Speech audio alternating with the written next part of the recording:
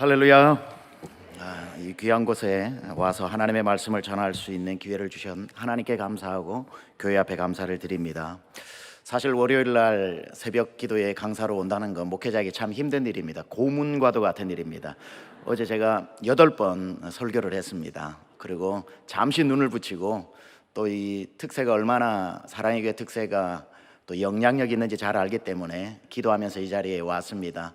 남가주 사랑의 교회 특세에도 제가 부름받아 3일 인도한 경험이 있는데 그때도 큰 은혜를 받았는데 이제 위드 코로나를 맞이하면서 하나님께서 정말 이 적절한 때에 특세로 말미암아 또 사랑의 교회가 더 크게 영적 파워를 가지고 하나님 앞에 비상함에 일어날 수 있기를 주님의 이름으로 축복합니다. 오정현 목사님이 한국 오셔서 특세 이렇게 바람을 일으키셨는데 사실 미국에서 특세가 더 유명했습니다.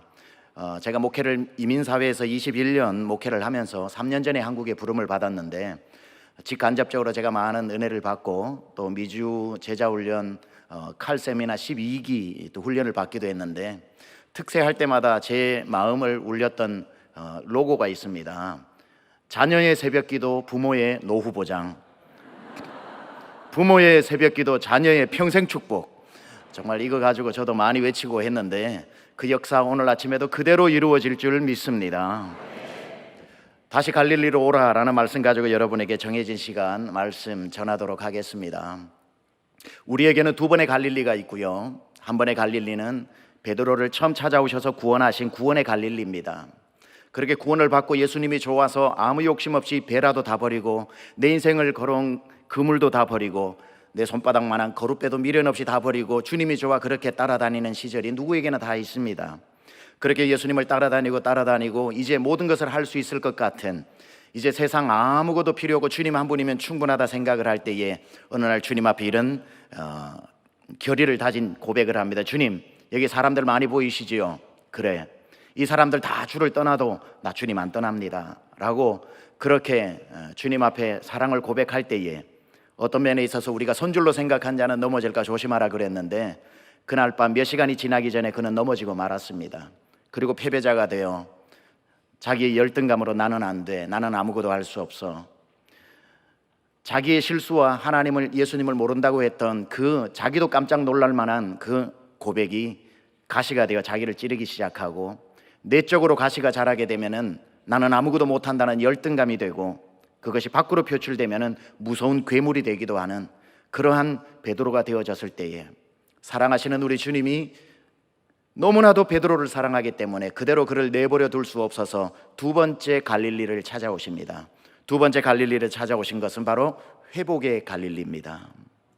우리 모두는 첫 번째 예수님을 만나고 여러분 첫 번째 갈릴리를 경험하고 예수님을 따르는 주의 제자가 되었습니다. 그러나 그렇게 살다가 여러분 삶에 지치기도 하고 삶이 바빠서 주님을 멀리하기도 하고 열심히 해본다고 하다가 실수하여 오히려 주님 앞에 죄송한 마음으로 이런저런 마음에 복잡한 마음으로 여러분이 살다가 이 특세를 맞이해서 위드 코로나를 모두 지나고 지난 긴 2년의 세월을 지나고 다시 이 새벽에 나왔으니 저는 이 자리가 여러분의 두 번째 갈릴리에 주님을 만나는 자리라고 믿습니다. 회복의 갈릴리 되시기를 축복합니다. 두 번째 베드로를 찾아온 이 갈릴리의 예수님의 방문이 바로 베드로를 다시 일으키고 회복하는 갈릴리, 회복의 갈릴리였고 이번 주제처럼 회복을 넘어 부흥으로 비상하는 그러한 멋진 평생의 기억에 남는 이 새벽 예배 될 수 있기를 주님의 이름으로 축복합니다. 두 번째 갈릴리로 베드로를 찾아오셔서 우리 주님이 베드로를 고쳐 쓰시고 회복시키시는데 몇 가지를 회복시키십니다. 베드로를 무엇으로 회복시키시는지를 여러분에게 잠시 말씀드릴 때에 이 중에 만에 하나라도 여러분과 연관이 되어져 있다면 이 아침이 그 회복의 갈릴리 아침이 또 될 수 있기를 주님의 이름으로 축복합니다. 첫 번째 베드로에게 무엇을 회복시키는가? 상처를 회복시켜 주십니다. 베드로에게 있어서는 상처가 있었다고 그랬습니다. 어떤 상처냐면 예수님을 모른다고 부인했던 상처입니다. 여러분, 이게 예수님을 따르는 사람에게 있어서는 굉장히 큰 상처입니다. 저도 20살 신학교 막 들어갔는데 자전거 여행을 떠났다가 바람이 얼마나 불어오는지, 맞바람이 불어오는데 감당이 안 됩니다. 목적지까지 가야 하는데 갈 수가 없어서 하나님 앞에 기도했습니다. 하나님, 이 바람을 멈추어 주옵소서. 참 유치한 기도죠. 하나님께서 그 기도의 응답을 어떻게 해주셨냐면 더 큰 바람이 불어오게 하셨습니다. 야, 이거 어떡하나, 목적지까지 시간 안에 가야 되는데 하나님이 이 바람을 멈추어 주옵소서. 더 크게 기도를 했습니다. 두 번째 응답이 더 큰 바람이 불어와서 내리막길에 자전거가 멈추어 버렸습니다. 얼마나 불어왔으면. 그때 저도 놀라고 하나님도 놀랄 고백이 제 입에서 툭 튀어나왔습니다. 20살짜리 신학생의 고백입니다. 하나님이면 뭐해? 바람도 안 멈추어 주는데. 이 말이 제 귀에 들리는 순간 제 마음에 상처가 되었습니다. 그때부터 10년 이상 제가 전도사를 하고 사역을 하고 선교지도 가보고 이런저런 일을 할 때마다 그 말을 마귀가 기억을 하고 늘 제 귀에 이렇게 이야기합니다. 네가 무슨 선교를 해? 네가 무슨 목회를 해? 바람 앞에서도 하나님 원망했는데. 아무것도 아닌 것 같았던 그 말을 마귀는 기억을 하고 늘 무슨 일을 제대로 한번 해볼 것 같으면은 바람 앞에서도 하나님 원망한 네가 주의 일 한다고? 그 말이 얼마나 제 마음에 진실로 다가오든지, 맞아, 나는 아무 일 못해, 나는 할 수 없어. 바람 앞에서도 내가 하나님 모른다고 원망했는데. 이 하나의 상처가 저의 목회에 많은 걸림돌이 되는 것을 발견하고 제가 주님 앞에 깊은 기도를 통해서 이 상처를 극복하고 난 뒤에 그래도 힘있고 능있게 하나님의 사역을 감당하게 되었습니다. 이 베드로에게 있어서도 마찬가지죠. 한 여자아이 앞에서 나는 주님을 모른다, 주님을 모른다, 주님을 모른다. 누군들 그런 상황이 오면 그런 일을 할 수 있겠지만 그 말이 돌아 자기 귀에 자기 말이 들릴 때 베드로는 상처를 입은 겁니다. 그리고 그때부터 나는 아무것도 할 수 없다. 그래, 지난 3년 꿈 같은 시절이었지만 나는 갈릴리 어부가 딱 맞아 하고는 옛사람으로 돌아가 그 거미줄이 쳐진 자기의 거룻배에 거미줄을 걷어내고 다시 그물을 키워서 갈릴리 호수에 배 띄우고 나갔지만 한 마리도 잡지 못했던 그 아침에 우리 주님은 베드로를 포기하지 않고 다시 갈릴리로 찾아오신 거지요. 그 새벽녘에 멀리서 고기를 좀 잡았느냐, 그 목소리를 알아본 요한이 주님이시다 외치기가 무섭게 베드로는 그 보고 싶었던 주님을 만나기 위해 바다로 뛰어들고 90m가 되어지는 그 길을 헤엄쳐서 주님 앞에 당도하는 그 시간이 어쩜 그렇게 주님을 모른다고 했던 새벽 시간과 똑같던지, 그 모닥불 피워놓은 그 앞에서 한 여자아이 앞에서 예수님을 모른다 세 번 부인했던 것처럼 예수님은 왜 그날 아침에 그 모습을 그대로 재현해서 모닥불을 피워놓으셨는지, 다구름 소리 나는 그 새벽에 그 모닥불 앞에서 우리 주님이 베드로에게 3번 이렇게 묻습니다. 네가 나를 사랑하느냐? 베드로가 사랑한다는 고백을 하기가 자기가 자기를 알기 때문에 고민하다가 이렇게 얘기합니다. 예, 주님이 저를 사랑하는 만큼이야 제가 어찌 사랑할 수 있겠습니까마는 내 사랑을 다해 고백하니 내가 주를 사랑합니다. 주님이 다시 묻습니다. 네가 나를 사랑하느냐? 예, 주님, 제가 주님 사랑합니다. 네가 나를 사랑하느냐? 예, 주님, 내가 주님 사랑합니다. 3번 그렇게 사랑한다고 고백을 하는, 왜 주님은 3번 물으셨을까요? 3번 내가 주를 모른다는 그것을, 그 상처를 한 땀 한 땀 한 땀 상처를 꿰매어주고 있는 것입니다. 하나님 앞에 회복되어져서 하나님의 일꾼으로 쓰임받기 위해 가장 먼저 해야 할 우리의 일은 상처가 회복되는 것입니다. 상처 없는 사람 없지만 상처를 그대로 두면 나를 죽이는 무기가 되고 남을 죽이는 비수가 되어서 나도 죽고 남도 죽기 때문에 상처가 회복되지 않은 일꾼이 주의 일을 열심히 하는 것만큼 무서운 일이 없습니다.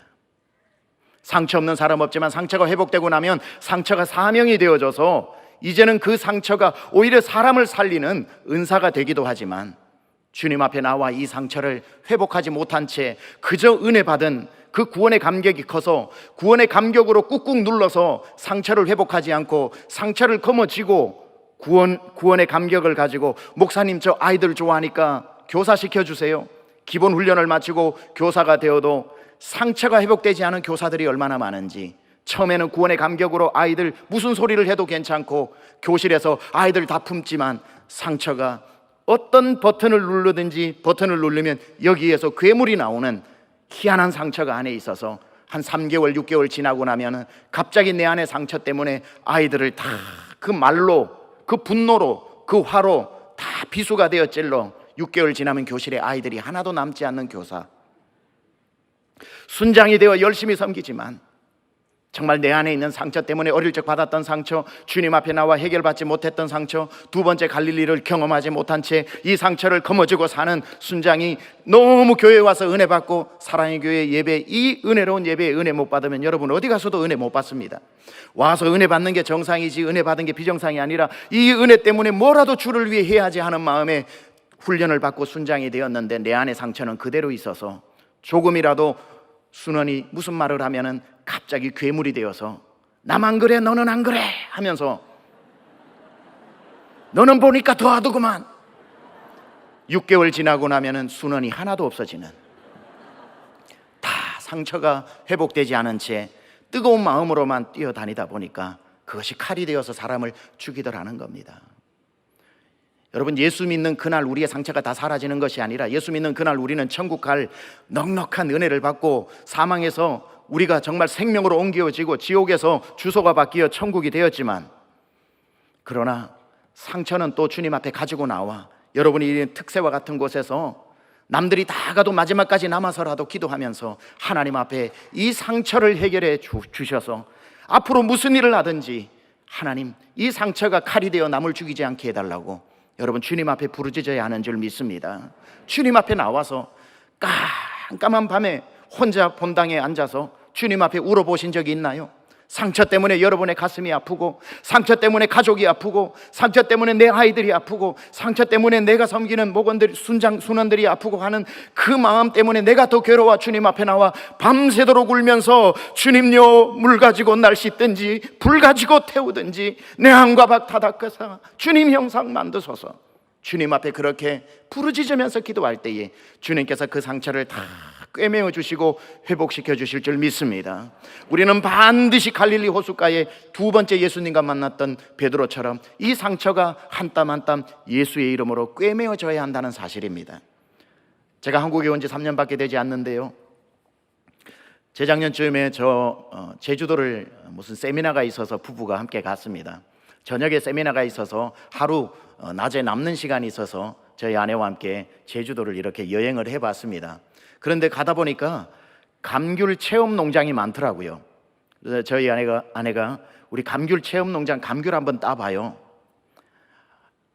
저는 내키지 않았지만 그래 가정의 평화를 위해서 그래 따자 그러고 들어갔습니다. 들어갔더니만 반기면서 한 중노년의 남자분이 나오셔가지고 밖에서 2개를 들고 나오면서 환영을 하더군요. 본인은 서울에서 43년 교수를 하셨다고 그러고, 그리고 은퇴를 하셔서 부모님 고향인 제주도로 내려와 부모님이 물려준 땅에 이 감귤 농사를 짓고 체험 농장을 하고 있어서 서울에서도 많이 내려온다고 설명을 하고 난 뒤에 팟캐스트를 저에게 하나 주고 저희 아내에게도 하나 주면서 따라오라고 그럽니다. 그리고는 그 감귤나무 2개가 있는데 오리엔테이션을 하더군요. 막대기를 들고는 이 오른쪽에 있는 나무를 탁탁 치면서 이게 무슨 나무인지 압니까? 제가 시골에서 컸기 때문에 그 나무를 금방 알아보겠더라고요. 그래서 제가 탱자나무입니다. 그러니 몰라야 재밌는데 알아버리니까 이분이 좀 겸연쩍었던지 예, 탱자 맞습니다. 왼쪽을 툭툭 치면서 이건 무슨 나무입니까? 보니까 귤나무더라고요. 귤나무입니다. 그러니까 예, 이거는 귤나무입니다. 그렇게 설명을 하고 난 뒤에 이렇게 설명을 합니다. 그런데 이 밭에 많은 귤나무 보이시죠? 예, 이거 전부 탱자나무입니다. 그래요. 제주도에 있는 대부분의 귤나무는 탱자나무입니다. 탱자나무 아시죠? 가시가 손가락보다도 더 길어서 곁에만 가도 쿡 찌르면 일주일 동안 아파서 견딜 수 없는 탱자나무, 그냥 아무것도 먹을 수 없는 구슬과도 같은 탱자를 몇 개를 열고 그렇게 가시나무로 살아가는 이 탱자나무. 그런데 이 귤나무, 밀감나무 하나를 접붙이면 밀감나무가 가시나무가 되는 게 아니라 가시나무에 밀감이 열린답니다. 그래서 제주도에 있는 대부분은 이 가시나무, 탱자나무에 접붙인 밀감나무랍니다. 왜냐하면 탱자나무는 가시나무라서 이 살아나는 생명력이 굉장히 강하고 뿌리를 깊이 내려서 제주도에 어떤 해풍이 불어오고 태풍이 불어와도 잘 쓰러지지 않는답니다. 그래서 귤나무를 접붙이면은 그 귤농사가 잘 되기 때문에 그렇게 밀감나무를 접붙여서 탱자나무가 변하여 귤나무가 되었다는 이야기를 합니다. 목사에게는 병이 있습니다. 그런 얘기를 들으면 바로 받아 적어가지고 설교 때 사용하는 그러한 직업병이 있습니다. 야, 바로 그거구나. 우리의 삶에 가시투성이고 내 삶에 가시나무가 있어. 시인과 촌장의 그 가시나무 노래처럼 내 속엔 내가 너무도 많아 당신을 쉴 곳 없네. 바람만 불면 지쳐 날아온 새들도 가시에 찔려 날아가는, 다 가시를 품고 살아가는 우리에게 하나님께서 은혜로 접붙여 주셔서, 은혜가 접붙여지면 가시는 온데간데 없고 그곳에서 성령의 열매가 맺히더라는 사실입니다. 성경에 보면 가시를 품은 한 사람이 나오지요. 바울입니다. 바울이 그 가시가 얼마나 아팠던지 하나님 앞에 3번이나 빼달라고 기도를 합니다. 여기서 3번 기도했다는 건 딱 3번이 아니라 그들의 개념으로는 3은 완전 숫자이기 때문에 많이 기도했다는 뜻입니다. 주님 가시 안 빼주십니까? 주님 가시 빼주시면 제가 딴 일 합니까? 주의 일 하지. 주님 가시 빼달라니까요. 기도만 하면 가시 이야기를 언제부터인가 바울이 하기 시작합니다. 주님이 그 기도에 나타나셔서 이야기하시죠. 야, 바울아, 내가 가시 빼줄 수 있다. 내가 너 가시 하나 못 빼주겠냐? 그런데 너 언제부터인가 가시 얘기만 하더라. 나에게 와서 가시 언제 빼줄 거냐 그 얘기만 하더라. 그런데 가시 빼는 법을 내가 가르쳐 주마 하고 주신 응답이 뭡니까? 내 은혜가 내게 족하다. 주님이 그 가시에 은혜로 접붙여 주신 겁니다.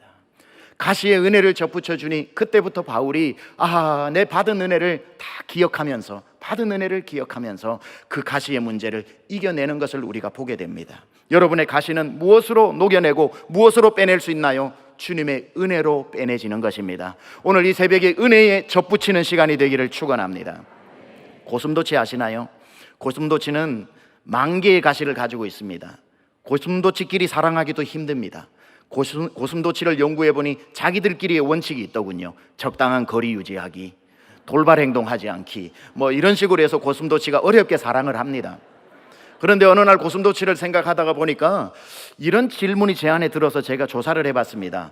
고슴도치 엄마는 그 가시가 10,000개 있는 새끼를 어떻게 뱃속에 넣었다가 출산을 했을까? 그 엄마는 고슴도치의 10,000개의 가시에, 자식의 가시에 찔려 죽는 것 아닌가? 그래서 조사를 해보니까 고슴도치가 엄마의 태 안에 있을 때는 가시를 몸속에 감추어 둔답니다. 그리고는 나와서 3일째 될 때부터 가시가 돋친다고 이야기를 합니다. 저는 여기에서 또 직업병이 도졌습니다. 맞아. 우리의 가시는 하나님의 품 안에 있을 때 사라지는 것이구나. 하나님을 떠났을 때 가시가 돋아나는 것이구나. 하나님의 은혜 안에, 하나님의 품 안에, in grace, in Christ, 하나님의 은혜 안에, 그리스도 안에 있을 때 이 가시가 다 사라지고 상처가 변하여 사명이 되는 줄 믿습니다. 이 아침에 여러분의 상처가 다 회복되어지는 두 번째 갈릴리 역사가 반드시 일어나기를 주님의 이름으로 축복합니다. 주님이 오셔서 베드로에게 두 번째 회복을 시키시는데 무엇을 회복시키시는가? 그의 이름을 회복시키십니다. 베드로는 그야말로 계속 베드로라고 불리는 사람이었습니다. 그러나 그의 부모가 붙여준 이름은 시몬입니다. 오늘 예수님께서 베드로를 찾아오셔서 부르신 이름은 베드로가 아니라 시몬이라는 이름을 부르고 있습니다. 무슨 뜻입니까? 베드로는 자기가 베드로라고 생각하는 그 정점에서 주님을 모른다고, 가장 섰다고 생각하는 그 시간이 넘어지는 시간이었기 때문에 주님이 오늘 베드로를 두 번째 찾아오셔서 회복시켜 주신 것이 너의 처음 이름을 기억하라는 것. 시몬아라고 부르시는 이 자기 예수님 만나기 전의 이름, 예수님 처음 만났을 때에 그 어떤 것도 붙지 않았던 자기의 원래 이름을 불러주시면서 그 이름에서 다시 시작하자고 말씀하고 있는 겁니다. 여러분, 우리가 교회에 와서 예수 믿을 때에 무슨 직분이 붙어 있었습니까? 올 때부터 누구 집사님이었습니까? 예수 믿을 때부터 누구 권사님이었습니까? 예수 믿을 때부터 누구 장로님이었습니까? 아무것도 없었습니다. 불만이 있던가요? 없습니다. 예수님 만난 그 하나 때문에 내 이름을 뭐라고 불러도 괜찮았습니다. 어이 거기 해도 괜찮았습니다. 아저씨 해도 괜찮았습니다. 아줌마 해도 아무렇지도 않았습니다. 왜? 예수 믿는 것 하나 때문에 좋았기 때문에. 그러나 열심히 하니까 집사님이 되고, 열심히 하니까 권사님이 되고, 장로님이 되고, 순장님이 되면서 점점 내 이름 뒤에 뭐가 붙기 시작을 하는데, 처음에는 그렇게 부담스러웠던 이름이 점점 익숙해지면서 나중에는 어떻게 받은 이름인데 이 이름을, 이 직분을 부르지 않으면 화가 나는 내 모습을 발견하게 됩니다. 베드로가 그래요. 시몬으로 주님을 따라다녔습니다. 그물을 버려둬도 아깝지 않고 주님 한 분이면 충분했습니다. 그런데 자기 생각보다 이른 시간에 우리 주님께서 베드로의 이름을, 시몬의 이름을 베드로라고 바꾸어 불러주셨습니다. 정말 감당하기 힘들지요. 베드로가 반석 아닙니까? 나는 그 이름을 감당하지 못해서 얼마나 부끄러웠는지. 그러나 내 사랑하는 주님이 붙여주신 별명인데 어떻게 그걸 뗄 수 있겠습니까? 그래서 여러분 사복음서를 읽어보면 베드로의 이름에 변천사가 나옵니다. 시몬, 시몬 베드로, 베드로 이렇게 이름이 바뀌게 되는데, 처음에 시몬으로 만났다가 주님이 베드로라는 이름을 붙여주었을 때 복음서에는 그의 이름을 시몬 베드로라고 명하고 있습니다. 그러나 이 시몬의 입장에서는 반석이라는 이름이 뭘 주를 위해 한 것도 없는데 내가 무슨 반석이야, 나는 감당치 못하겠다고 해서 그 이름이 너무 부담스러웠을 겁니다. 그래서 제가 성경을 보니 시몬 베드로 이름에 액센트의 변천사가 있더군요. 사람이 처음에 묻습니다. 당신 이름 뭐요? 하니 주님 붙여주신 이름을 뗄 수는 없어서 붙이긴 붙여야 되는데 안 들리게 발음을 합니다. 제 이름요 시몬 베드로입니다. 뭐라고요? 뒷자가 안 들리는데 알 필요 없어요. 이름 뭐냐고요? 제 이름 시몬 베드로입니다.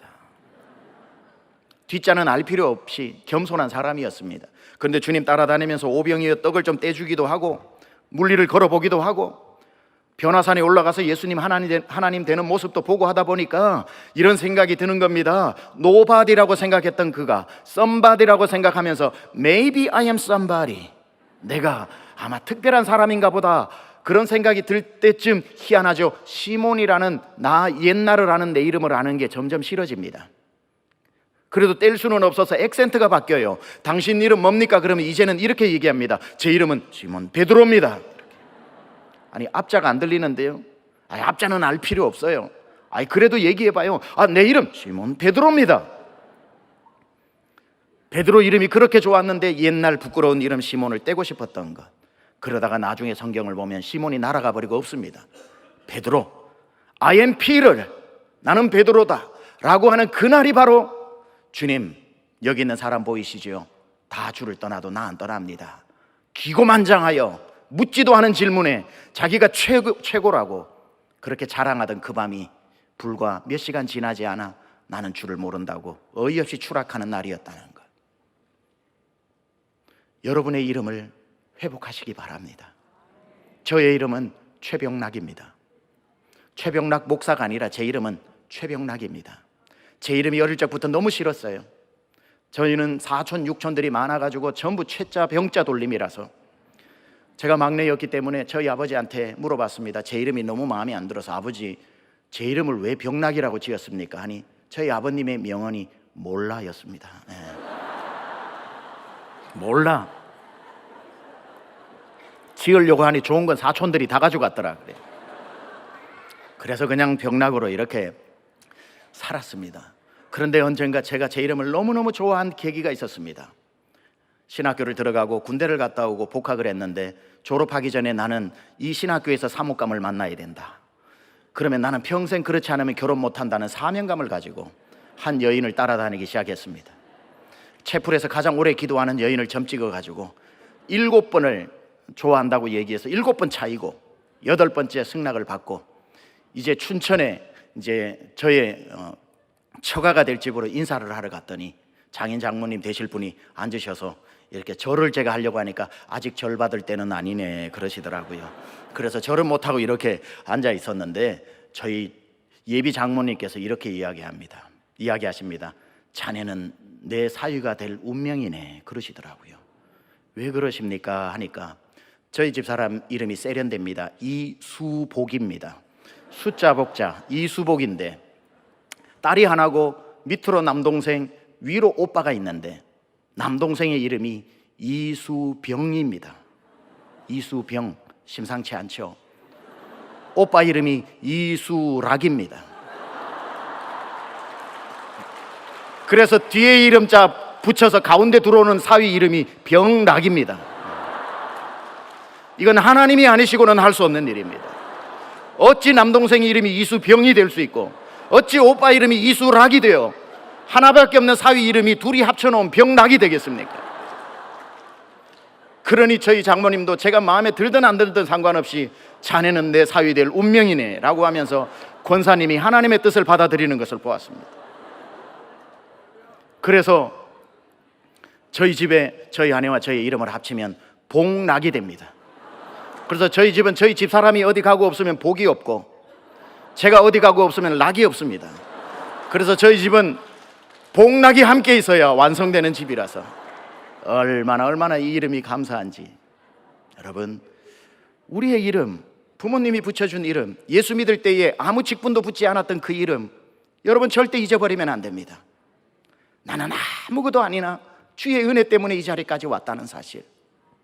처음에 우리 훌륭한 장로님들, 권사님들 여기 많으시겠지만 대한민국 다 통틀어 장로님이 장립받기 전날 저녁에 어떤 장로님도 방에 누워서 하늘을 보며 하나님 사람 잘 보셨습니다. 나 아니면 우리 교회에 누가 장로 됩니까? 이 날이 오기를 손꼽아 기다렸습니다. 하하하 웃었던 장로님 아무도 없을 겁니다. 장립을 받고 내일 이제 장로 안수를 받는 날 밤에 잠이 오지 않아 이리 뒤척 저리 뒤척 하다가 밤을 꼬박 새우다시피 하고 부엌에 가서 물 한 잔 마시고 들어와 다시 내가 장로가 되면 평생 영구직으로 우리 교회의 어려움도 함께 지고 가고 기쁜 일도 함께 가고 내 평생 우리 집을 팔아서라도 교회가 힘들면 다 내 생명을 바쳐야 되는 이 직분인데 감당치 못하겠습니다. 몇 번이나 수화기를 들었다 놨다 하면서 목사님께 전화드려 내년에 받는다고 할까? 난 아직 준비가 안 됐다고 할까? 그러한 마음으로 정말 십자가를 지는 마음으로 장로 장립을 받았던 분이 이곳에 가득하지 않겠습니까? 대한민국 그 어떤 교회 장로님도 전날 밤 그렇게 보냅니다. 그 마음으로 시작해서 5년 지나고 10년 지나고 전 교인이 인사를 하며 장로님 할 때에 처음에는 그렇게도 부담스러웠던 그 직분의 이름이 내 옷과 같고 입안의 혀와 같아서 너무너무 익숙해지는 그날, 누군가가 실수해서 아저씨라고 부르는 날, 왜 그렇게 분노가 치밀고, 아니 우리 교회 집사들은 여기 우리 교회 장로가 누군지 훈련도 안 시키나? 마음에 분노가 일어나기 시작하는 그 마음은 어디서 왔단 말입니까? 언제부터 우리의 이름에 목사가 붙었고, 언제부터 우리의 이름에 선교사가 붙었고, 언제부터 집사, 권사, 목사가, 장로가 붙어 있었습니까? 주님이 오셔서 오늘 부르는 이름이 뭡니까? 베드로야라고 부르지 않고, 그 부담스러운 직분의 이름 베드로야라고 부르지 않고 시몬이라고 부르시는 이 이름을 우리는 절대로 잊어버리면 안 될 것입니다. 저도 한국에 와서 강남중앙 침례교회, 우리 침례교회에서는 가장 영향력 있는 교회입니다. 1년 동안 미국에서 목회하는 동안 도망 다니고 아닙니다, 한국으로 못 갑니다 했는데 정말 몇 번이나 비행기를 타고 날아와서 강청에서 왔는데 하나님께서 감사하게도 너무나도 최고의 교회로 불러주셔서 하루하루 꿈같은 시간들을 보내고 있는데, 한국에 와서 침례교단 안에 우리 교회가 가장 중요한 자타 장작교회라고 하더라고요. 자타 장작교회. 우리도 장작교회라고 하고 다른 교회들도 장작교회라고 해서 저 양수리 수양관 통해서 저희도 많은 성령의 불을, 대한민국의 기도의 불을 붙이는 교회로서 사명이 참 큽니다. 그러다 보니 침례교회 모임이 있으면 가는 데마다 장작교회 목사님 오셨다고 가장 좋은 자리에 앉혀줍니다. 그리고 가면 목사님들 앉아 계시다고 일어서고 반겨주고 이 자리 맡아달라 저 자리 맡아달라 부탁이 한두 가지가 아닙니다. 저는 와서 3년 동안 최근 몇 개월 미국을 다녀오는 것 때문에 못 갔지만 저는 3년 동안 변치 않고 하는 한 가지가 있었습니다. 어제도 8부 예배를 드리고 기본 5번 정도 예배를 드리다 보면 주일 저녁 목사는 종아리가 거의 터져나갈 정도입니다. 너무 힘들지만 제가 빠지지 않고 한 달에 한 번 하는 저만의 의식이 있습니다. 운전을 해서 천안으로 2시간 직접 운전해서 내려갑니다. 그리고는 제 신학교 시절 몇 해 선배였던 천안에서 목회하는 목사님, 지금도 자그마한 교회를 목회하고 있는데 그 목사님을 만나러 내려가는 겁니다. 목사님 저 내려갈게요 하면은 기다리고 있다가 운전해서 내려가면은 그렇게 나와서 밝게 맞이해 주면서 커피를 갈아서 이렇게 내려서 먹으면서 밤 12시까지 이야기를 하고 또 운전해서 올라오는 그 시간을 제가 빠지지 않고 꼭 하려고 합니다. 이유는 한 가지입니다. 그 목사님과 제가 알아온 세월이 30년인데 지난 30년 동안 단 한 번도 빠지지 않고 그분이 저를 부르는 이름이 있습니다. 뭐라고 부르냐면 야인마라고 부릅니다. 어쩜 그렇게 최 목사라고 하면 불러도 될 텐데, 병나가고 불러도 될 텐데 얌마라고 부릅니다. 얌마 목회 잘해야 돼. 그분 집에는 책이 하늘만큼 쌓여져서 많은 배울 게 있는 형님 목사님인데 저를 향해서 늘 야인마 목사들 정신 차려야 돼, 야인마 목회 잘해야 돼, 야인마 딴짓 하지 마. 3시간 앉아있는 동안 저는 야인마를 한 200번 듣습니다. 그러다가 밤 12시에 운전해서 강남으로 올라올 때는 저는 그 누구도 아니고 야인마가 되어 있습니다. 아, 나는 야인마다. 제 자신을 계속 잊어버리지 않으려고 하는 거지요. 여러분은 누구입니까? 주님이 찾아오셔서 묻잖아요. 베드로야라고 부르지 않고 회복하시는 두 번째가 너의 이름을 기억해라. 누가 어떤 직분을 빼고 너 이름 석자를 부르든지 어이 거기라고 부르더라도 내가 어이 거기 맞다라는 생각을 잊어버리지 않는다면 우리가 주의 일 하다가 시험 들 일이 뭐가 있고 서운할 일이 뭐가 있겠습니까? 구원받은 것만 해도 은혜 중에 은혜인 줄 믿습니다. 주님이 오셔서 회복하시는 세 번째는 뭐냐면 주님을 향한 사랑을 회복시켜 주시더라는 겁니다. 여러분, 오늘 본문 보면 좀 이상해요. 주님이 베드로를 찾아오신 이유가 양떼를 맡기시기 위해서, 내 양떼를 부탁하기 위해서 오셨다면 대화는 이렇게 흘러가야 합니다. 시몬아, 여기 양떼 보이지? 예, 주님, 내가 이걸 너한테 맡기려고 한다. 그런데 너 양떼를 맡으려면은 내가 물어봐야 할 게 있다. 뭔데요, 주님? 너 이 양떼를 사랑하느냐? 예, 주님, 제가 양떼를 사랑합니다. 아유, 됐다. 그러면 내 양을 먹이라. 이렇게 해야 정상인데 오늘 이 맥락이 맞지 않는 대화가 오고 갑니다. 시몬아, 내가 이 양떼를 너에게 맡겨야 되겠다. 이 양떼를 맡아줄 수 있겠냐? 예, 주님 명하시면 맡아야죠. 그런데 내가 한 가지 질문할 게 있다. 뭔데요? 너 나 사랑하냐? 이렇게 묻고 있는 겁니다. 양떼를 사랑하냐고 묻지 않고 요한의 아들 시몬아, 네가 나를 사랑하느냐? 여러분, 이게 얼마나 중요한 질문인지를 알아야 합니다.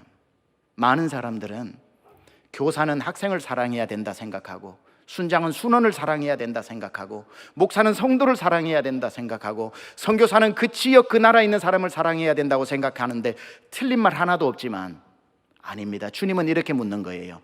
네가 나를 사랑하느냐? 주님을 사랑하는 그 사랑이 메말라 버리면 어떤 사람도 우리는 사랑할 수 없습니다. 사랑에서 뛰어든 교실에 아이들이 어느 날 미워서 다음 주에 얼굴도 보기 싫을 때가 있고, 목사도 성도를 다음 주에 만난다는 게 끔찍하리만치 싫을 때가 있고, 선교를 떠나서나 선교지 사람을 보는 것이 지옥을 경험하는 것처럼 고통스러울 때가 있는데, 왜 어제는 그 사람이 사랑스러워졌는데 왜 오늘은 그렇게 보기 싫은 미운 사람이 되었을까요? 그 사람의 문제가 아니잖아요. 따져보면 무엇의 문제였는가? 주님을 사랑하는 사랑에 문제가 생겼다는 것을 알게 되는 겁니다.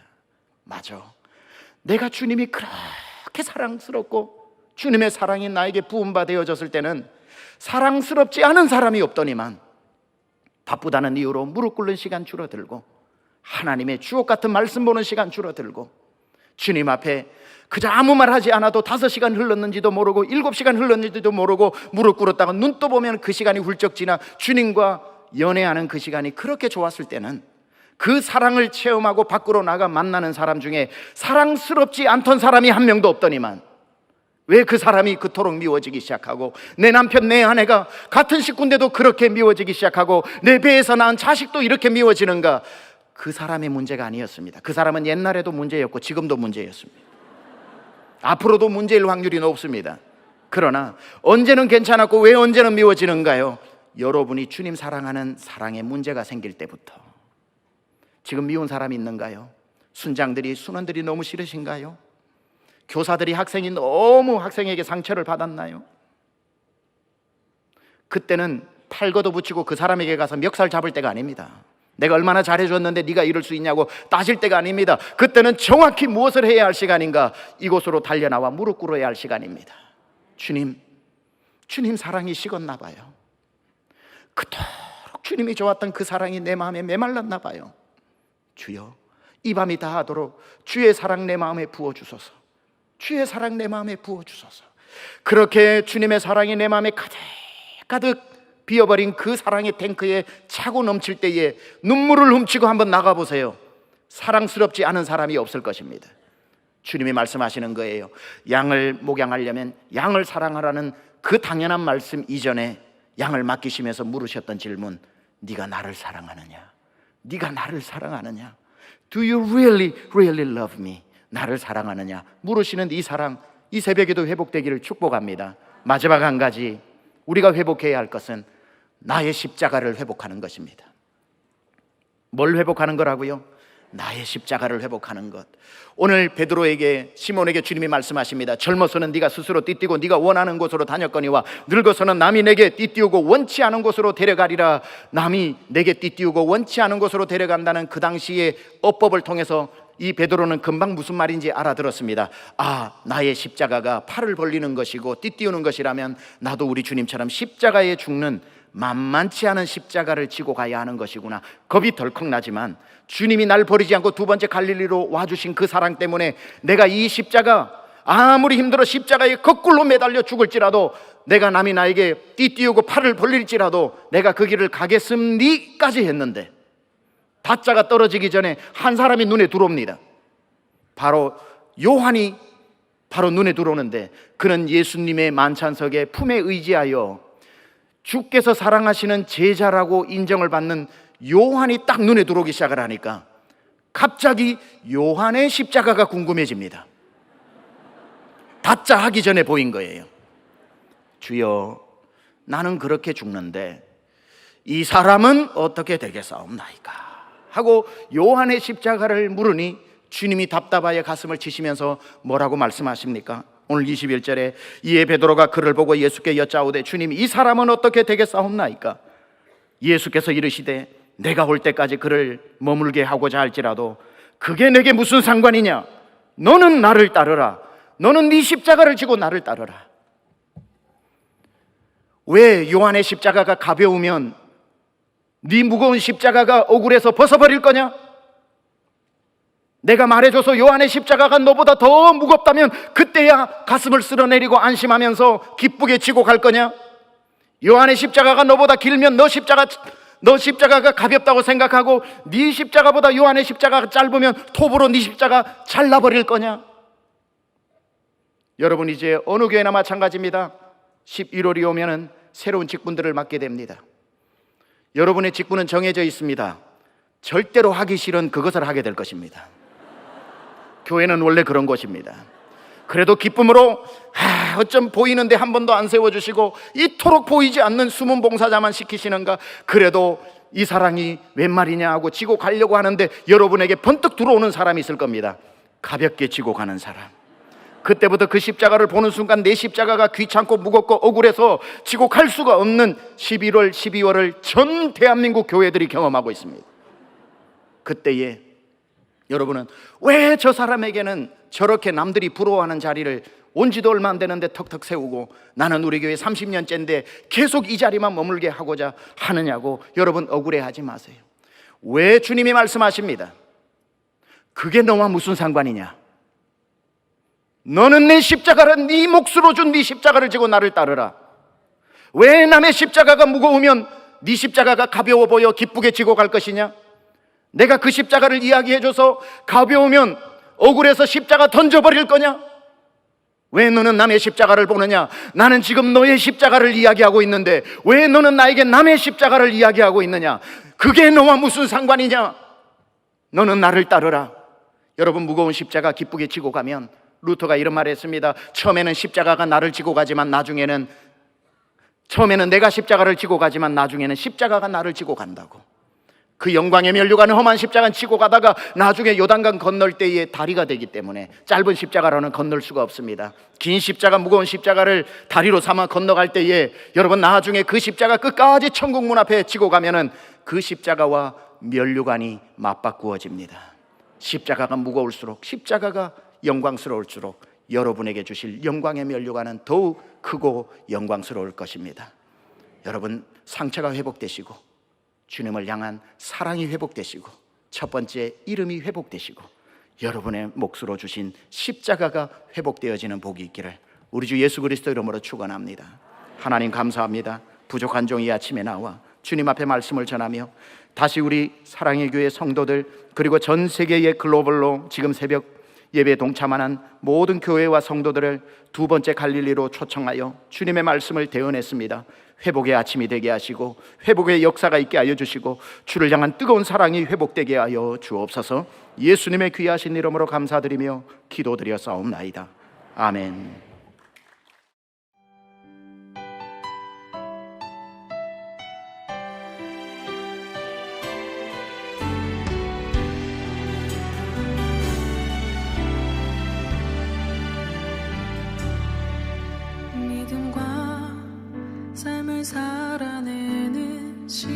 실력이 너무나 다른 내 모습을 볼 때 이 모습도 주가 사랑하실까?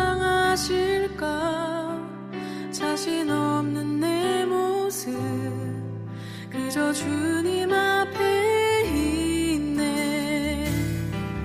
나 같은 자도 사랑하여 주시고 한 번도 나를 떠나지 않으셨네. 아픔 속에 주를 작게 여긴 날 꾸짖지 않으시고 내 손 잡아주시네. 오직 주님 안에 두려움 없네. 고난을 통해 날 만드심을 믿네. 주님만이 내 모든 것 되시네. 주의 강한 손 날 붙드시네. 오직 주님 안에 소망 있네. 내 삶을 통해 영광 받으신 주님, 주님만이 내 모든 것 되시네. 주의 선하심 나 노래하네.